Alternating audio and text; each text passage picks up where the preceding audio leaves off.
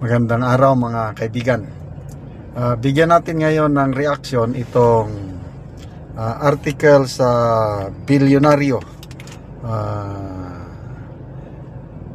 tungkol sa pahayag ni former Ilocos Sur Governor Chavit Singson sa pagsuporta niya sa mga Marcos noong presidential election noong 2022. Ito, title: PBBM got Alzheimer's. Alzheimer yung sakit ba? Kalimot. After I helped him in 2022 polls. Chavit. Former Ilocos Sur Governor Chavit Singson on Tuesday expressed disappointment over being forgotten. Kalimutan na. Walang utang na loob. By President Bongbong Marcos Jr. after helping him win the 2022 presidential elections.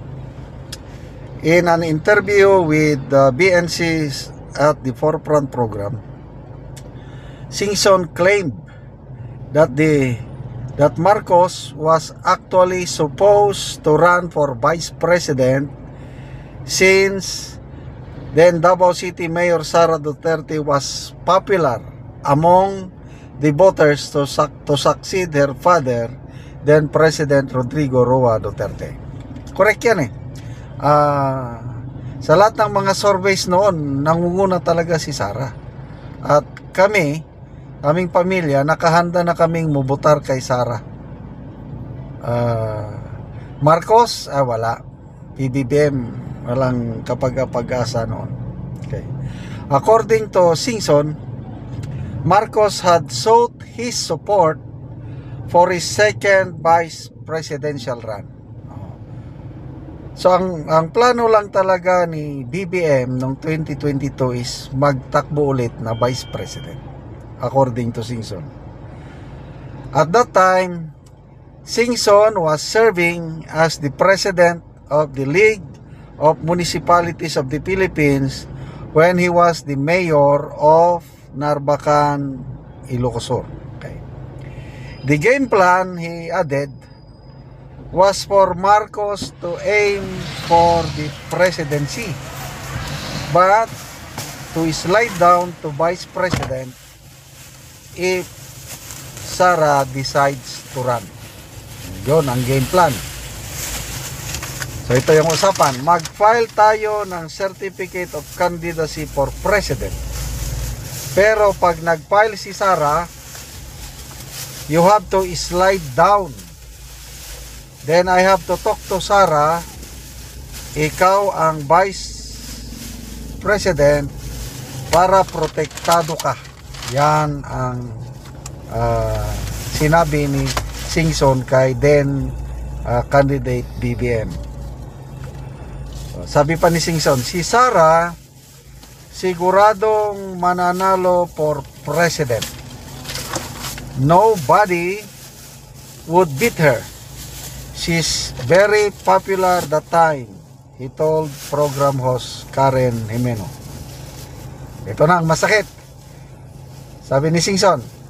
Pero after the election, may Alzheimer na si Bongbong. Di na ako kilala. Yan ang tatak ng Junior. Madaling makalimot. Pati yung tumulong sa kanya sa pagkapanalo, nalimutan niya na. Pati yung tumulong, nagpalibing sa tatay niya, nalimutan niya na. Hindi lang nalimutan, pinalipad pa sa The Hague, Netherlands at ipinakulong. Ayan ang tatak Junior. Yan, ito ang mabigat. Sabi ni Governor Singson, he said he would no longer support the president and his family in future elections after his rather forgettable experience with the Marcos in the last presidential balloting. Ito na siguro, yan, kanyang payag. Ito na siguro ang last na pagsuporta ko sa mga Marcoses dahil hindi kami kilala. Ito ang mabigat. Sabi niya, Singson said that he would back Sara if she opts to seek the highest elective post in 2028. I will support her. Yan na. Ito na yung bandwagon. O ito na yung sabi ni Ted Pailo na unti-unti nang gumagapang ang mga kandidato, mga politiko, papunta sa pinakamalakas na kandidato for 2028. Sinong pinakamalakas? Walang iba kundi si VP Sara. Yung pahayag ni Senator Zubiri, yung press conference niya kahapon ata, sabi niya, ang pinakamalakas na kandidato si VP Sara pa rin. Kaya gusto nilang i-impeach dahil gusto nilang mapalitan at para ang pinakamalakas na kandidato is si VP Sara, sabi ni Senator Miguel Zubiri. Kaya gusto nilang impeach para mapalitan nila sa pwesto at mawawala yung malakas na kalaban nila sa 2020. So,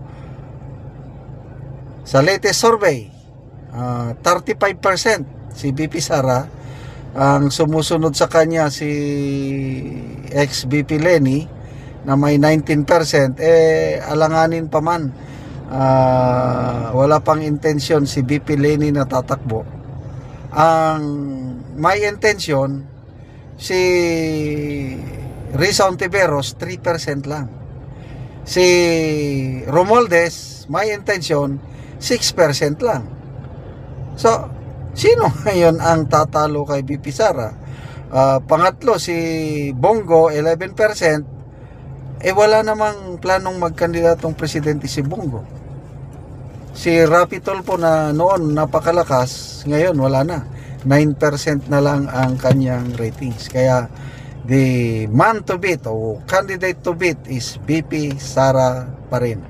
So, pumanda na. Duterte come back. Ang mga nagpahirap sa mga Duterte, pumanda na sila.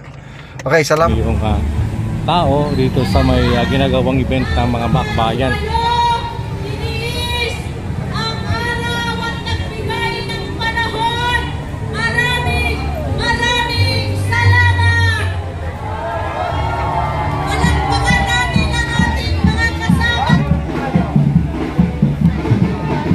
Ibang grupo to. Yan, Akbayan Party. Itong yung banner nila kulay white, yung kulay brown. Kami isa ito, Atom. Ayan. Agosto Atom. Movement.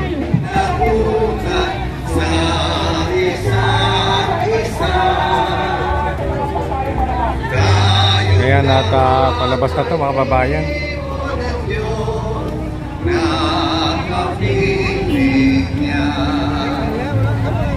Sa ating pagmamahal.